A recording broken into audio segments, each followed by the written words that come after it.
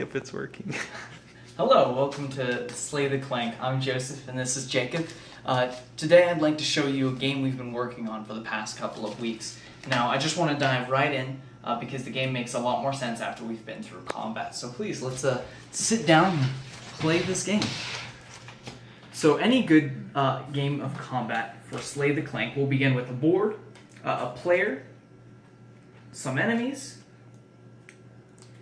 and your deck.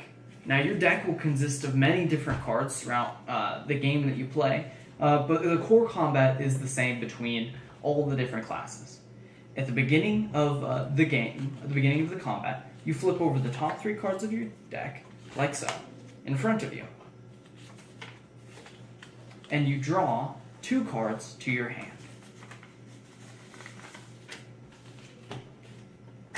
On your turn, you will have 2 actions to perform. Cards cost certain things when you use them as an action. So if you'd like to look here, some cards simply tap, others tap and add time tokens, and others become used. Now let's get an example of what this might look like in combat. So on my turn, let's say I wanted to move to where my enemy is. I would want to play a card with a move on it. When I do that, I flip it over, and if it has a number in it, this indicates tapping. When you tap a card, you flip it over, and you add the number of time tokens equal to the number inside the circle there. So if I use this, I'd flip it over, put 1 time token on it, and move 2 spaces, as the card would say. Now that I've moved 2 spaces, I can use another action. I have more actions performed now because my actions, there are many things you can use your actions for. You can either remove a time token, use a card using the cost in the corner, flip a card back over if it was in its face down position, draw a card, or discard a card. Now that I'm in this square, I can use my second action now and let's attack him. So I'll flip over this attack card here, like that. Now I roll the number of dice equal to the number of the attack card there. Now you don't see a number here, so this insinuates an attack of 1. But there are other cards, like this, that would mean you would roll 4 dice for this attack. So let's roll that 1 die and see how much damage we do. Excellent illustration, I might add. Thank you. Jacob drew it all. Oh yeah. So we'll roll this 1 die here, and we'll roll this number against a creature's toughness. Now everything in the game that is something you combat or yourself has a toughness. It's a number that you must exceed in order to deal damage. So let's assume the enemy's toughness was 2. We want to roll a 3 or higher because we want to exceed the number 2, which is his toughness. So let's do that now. We rolled a 5. We're successful. We get to deal damage to the enemy. Normally, there would be a record somewhere on the board keeping track of the enemy's health, usually either behind the DM's sheet or available to the DM's discretion. Now we've dealt this 1 damage. It's the enemy's turn. The enemies have a range of things on their character sheets that the DM has created that they will do. When they act, they can do things as such. This enemy, over here, will move towards us. And that must be, in this case, that's all this enemy will be able to do, as these are weak enemies. And this enemy will attempt to attack us, to deal damage. Now, as a player, you have a base toughness value of 1.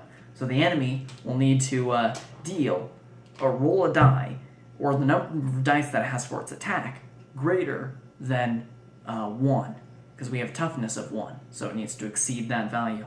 Now let's see how the enemy rolls. Didn't take any damage. We're so good. But that's not only everything. If you are ever attacked on your turn, or become the target of an opponent's ability, you get something known as a reaction point. It's basically taking an action during your turn, except you can do it on the enemy's round. So, if between 2 enemies, each one attacks you, you still only get 1 reaction point. Not 1 reaction point per enemy, but 1 reaction point per enemy round. And only if you are a target of an opponent's ability or target an opponent's attack. Now, resetting the field how it was, we took no damage, but now we can play our reaction. Our reaction will be to steal.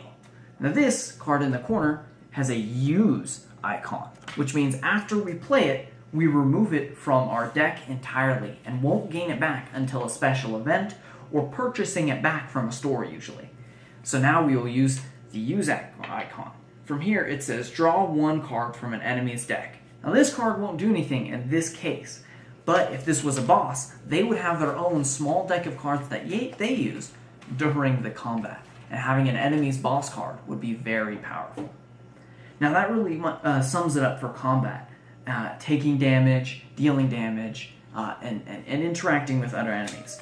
There are many abilities that you can find on cards such as defense cards, which increase your toughness temporarily for that round. There are skill icons like this. Skills that do various different things that don't just involve moving or damage. Then we have cards like magic, which are abilities that usually magicians use. And then we have skill, defense, and then we have movement cards. Now you saw a bit of movement cards, but let's get back into that one more time.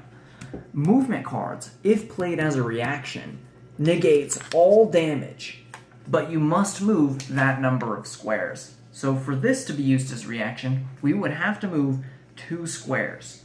Now those 2 squares could be moved here and then move back.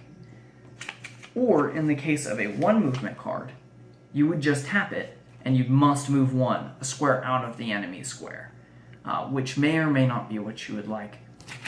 Now that's just a quick overview of combat.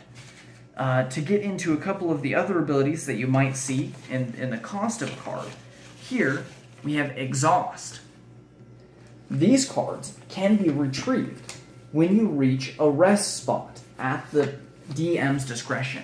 You return that number of cards, the unexhausted ability of your character, you return that number of cards from your exhaust pile back to your deck. Then we have cards like discard cards. These are cards that after you use them from your 3 piles in front of you, go to the discard pile of your deck. And finally, we have, I think we did use? Yes, so that should be it. But in the future, we're going to add other cost cards, such as costing your health points, or maybe making you discard cards from your hand. There are many things that will make cards cost more and cost less throughout the game. Now that you kind of understand combat, we can move into the stats, and you'll understand them a bit more as most of the stats revolve around combat. Here is a typical stat sheet for our game. You notice up here we have 3 major stats: physical, social, and mental. Now, when you put points into these stats, it directly affects your combat and how combat happens, all except for one stat, which is carry weight. The rest of these do, in some way or another, affect your combat. So let's get into that, shall we? When making a character, you will have 3 points, 2 points, and 1 point, which you will place accordingly in each of the 3 categories. So if you put 3 points into physical, 2 points into social, and 1 point into mental, that's how you dedicate them. Or you could put 3 points into mental traits, 2 points into physical traits, and 1 point into social.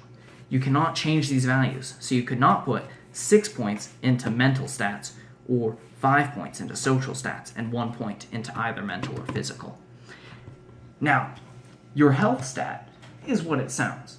Your health stat will increase the maximum amount of health that your player has. You start with 8 health when you begin the game, and for each point you have here, you will increase your maximum health by 2 points. Now, your toughness stat, when you increase that increases the target number the enemies have to hit when they roll against you. So currently, as a human, you have a toughness of 1. But if you increase that to, say, 3, now the enemies have to roll greater than a 3. They still did, but it would be helpful in combat to have a higher toughness value. damage increases the number on your die. Now you might say, how do we increase the numbers on the dice? Well, here's how. If I roll, say, a 2, I would then add my damage to the dice roll. So if I had a 2, that actually means I would roll a 3, which allows you to surpass the enemy's toughness value better and better. Next, we have Charisma. Charisma affects the number of cards you can have in your Charisma deck. This is an example of a Charisma card. Now, most Charisma cards will have an exhaust in the corner. This one doesn't, but it should. These Charisma cards are important as they are your way to interacting with other character and other NPCs in the game. At the beginning of the game, you'll get 2 Charisma cards. Each one is level 2 and one is level 1. And your Charisma score tells you the maximum level of Charisma cards you're allowed to have. Now, since at the beginning you have a Charisma of 2, which allows you to take a maximum of a ×2 Charisma ability. And that's how it would go. Your Complexity tells you how many Charisma cards you're allowed to have in your Charisma deck. Your Complexity will increase this by 2 every time. So if I had a Complexity of 1 greater, that means I can have 4 cards in my Charisma stack, up to the level of my Charisma ability. Now we'll talk a bit more about using these cards and their abilities in the future, but for now let's keep moving on. Next we have Carry Weight. Carry Weight affects the treasures you'll get as you continue on through the game. There are treasures such as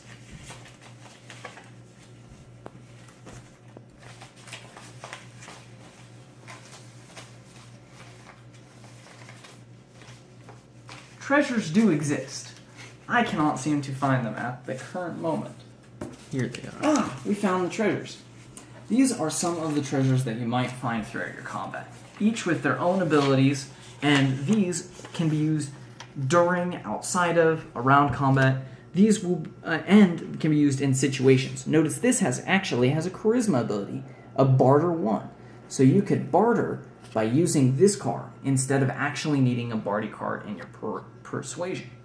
Now each of these has a weight associated with them.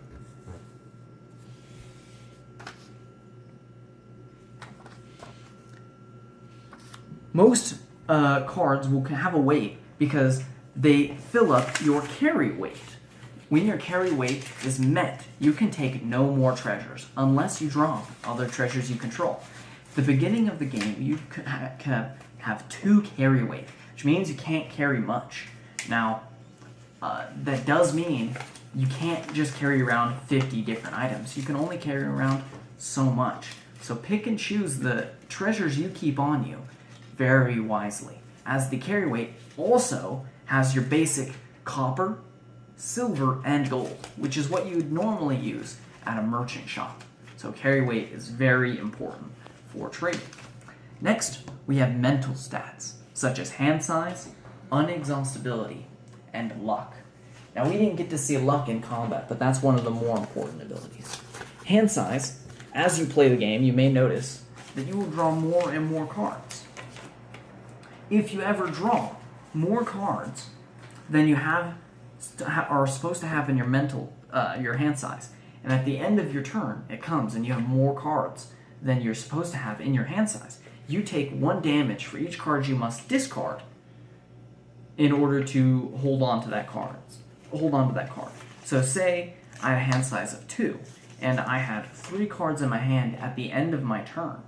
I would have to take 1 HP damage to my character. I could keep the card in my hand, but I would lose 1 health point. So make sure to keep the cards you have in your hand to your hand size limit.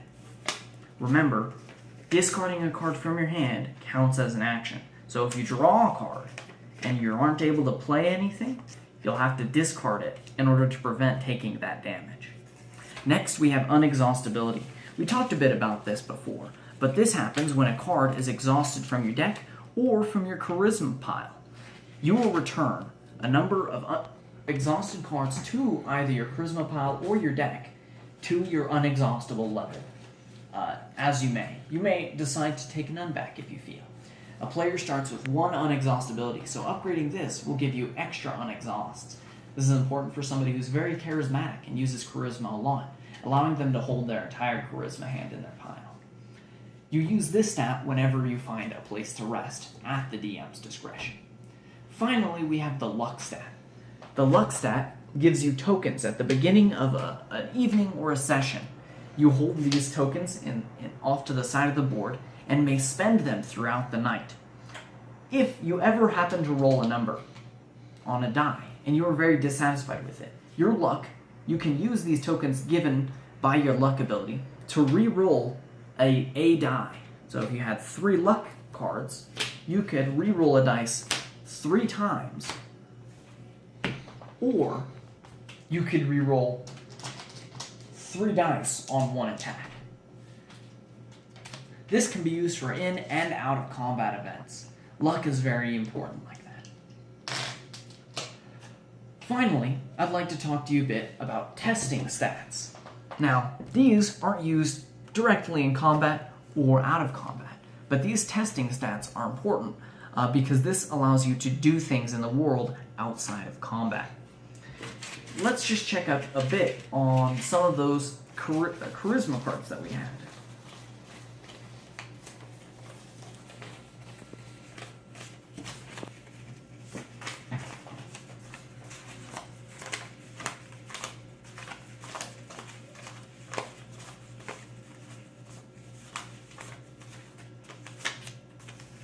Charisma cards come with a level of use to them, and your abilities come with already predisposed X's in them. When you use a charisma card or out of combat abilities, you roll a number of dice equal to its level. So say we had a swimming ability of 3.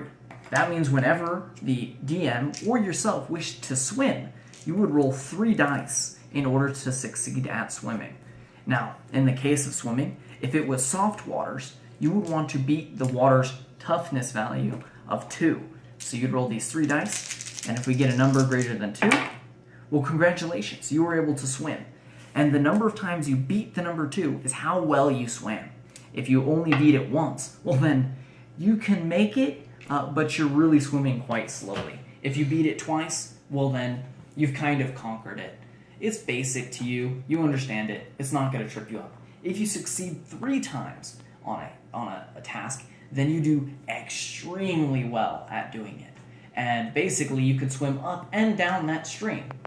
For rough waters, you might have a difficulty of 4, or for oceans, you might have a difficulty of 5, meaning you have to roll 6s in order to swim in deep ocean environments. For charisma, it is the same. If we have a ×2, we would roll 2 dice against a NPC's ability to resist that specific type. So, if a guard is bad at taking in victims, the victim ability might have a toughness of 2. So you'd only have to beat the number 2. But say you did a persuasion to a guard, or a guard gets bribed a lot. Guards might have a higher persuasion value of, say, 4. So if you played a persuasion card, you would need to roll higher than a 4, but if you instead played a victim card, you just have to roll higher than a 2. Those are the benefits of having many charisma cards available to you, of each varying levels. You can gain these charisma cards by learning from those in taverns or slippery-tongued thieves as well, or just from your professions. These are many ways to get more charisma cards and the importance of them. Finally, the most powerful ability in testing your stats is the luck ability. The luck ability can be rolled on any test except for physical tests. Now, this is important because if you can, say, luck your way into saying a ritual or stopping the lava, you can. Luck is used for completely unrelated tasks to what you're doing. Maybe the stars become yours. Luck rolls its dice at a -1, which means a luck roll can never roll a 6. So if you rolled a die and you rolled a 3, you actually rolled a 2. If you rolled a 1, you actually rolled a 0. So if you had a luck stat of 2 and you rolled them, and we're trying to succeed at something, you would then take the numbers 2 and 5 in this case, which means if something has a toughness value of 5 and you attempt it with luck, you can't succeed. Luck can only take care of things that might possibly happen. Not impossible, but it does allow you to do a lot of things that you normally couldn't otherwise by using your luck stat. Now, failing at a luck stat gives you misfortune back. So if you roll and don't succeed with your luck, you would take misfortune tokens. Now, at the end of the evening, we tally up your misfortune tokens, and the DM keeps those in mind. If you have somewhere between 2 and 4 misfortune tokens, you might expect the next time you play that you probably will take 1 or 2 damage from random falling rocks. If you have misfortune between 5 or 7, you can expect the DM to target you with all the enemies. And in fact, all the toughness things of this session are much harder. And if you have a misfortune value of 8 to 9, you are in very dire situations. And a misfortune value of 10 means that the next session, you either do nothing to prevent accidentally slipping and falling on your own feet and landing on your dagger, or dying. So remember, when using your luck, only use it when you feel like you need to succeed, because failing a luck roll will give you misfortune. At the end of an evening, you will remove, if you have 1 misfortune, it will not matter at all. 1 misfortune will never affect a player. And so that is the basics of rolling stats and succeeding at other things, similar to combat, but just involving toughness values. Now to explain a bit about base stats, so that you can better choose what stats you want your points to go into. Here we have some basic stats. At the beginning of the game, you start with 8 HP, which means as you upgrade your health stat, you can expect, if you put all your points into health, 16 maximum HP points, if you put all of your upgrading points into HP. Then you have your toughness. This is the value that enemies must roll against. That means at maximum, you will have a toughness value of 5, which means enemies who are the weakest levels can still attempt to roll a 6 to try and hurt you. Rings and armor can also help you gain a higher toughness value. Damage. This damage is what happens as you upgrade your damage skill, which means at maximum, your damage can be 4.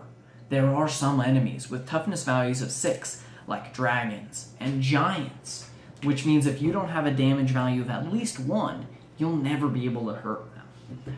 Toughness values of 6 are very rare.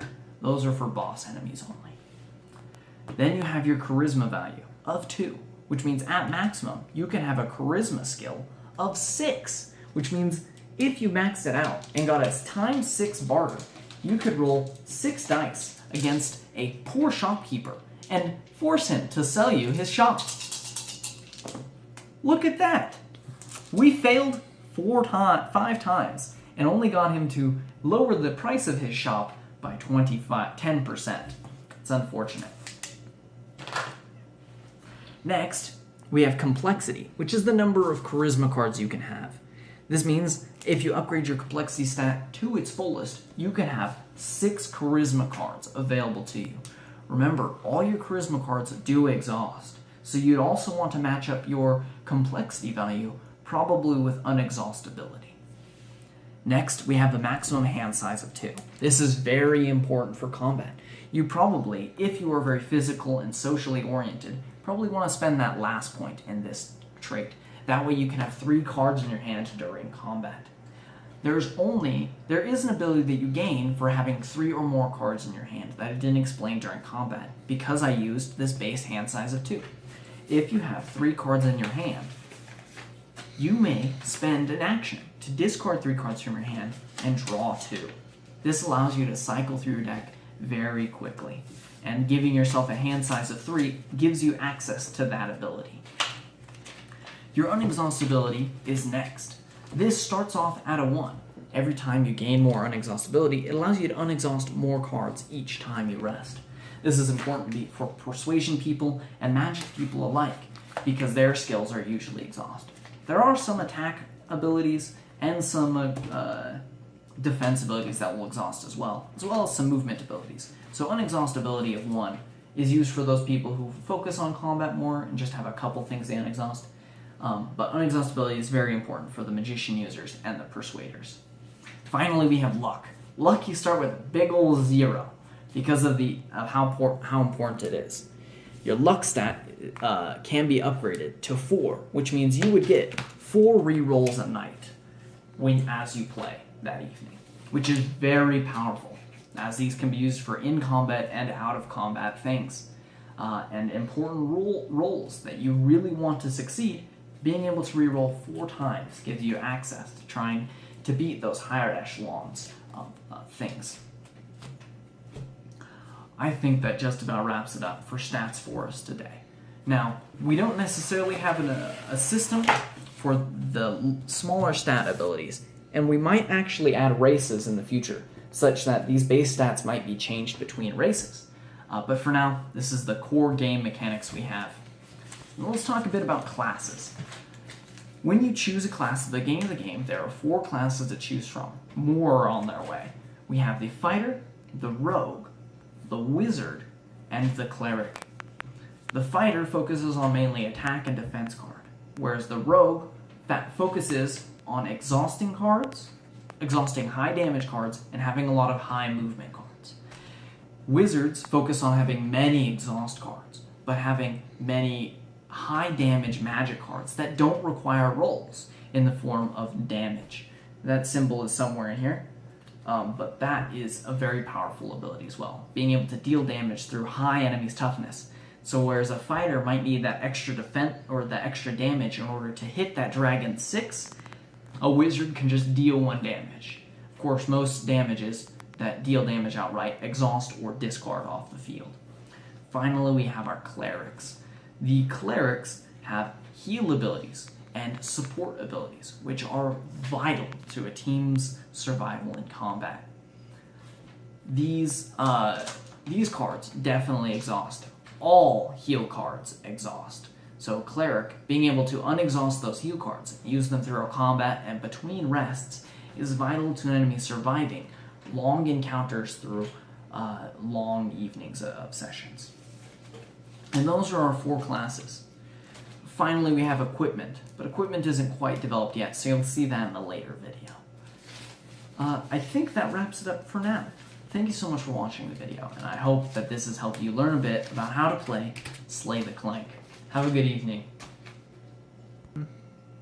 Hi, welcome back. We forgot one important thing when doing our combat section. While playing, you may have noticed that the enemies we had on the field moved like this. But this seems a little odd. Why didn't the enemy move 1 and 2? Well, it's because in this game, Slay the Clank, we use a taxi cab method of movement. What it means you can only move between adjacent cards, not diagonally. So the enemy could have only moved this way, not this way. This movement would have required 2 movement. And that movement would have went 1 and 2. This is important for traps in the future. But once again, we use the taxi cab method of movement, which means you can only move vertically or horizontally, or combination of the 2. And each movement requires 1 space of move. Thank you so much. Goodbye again.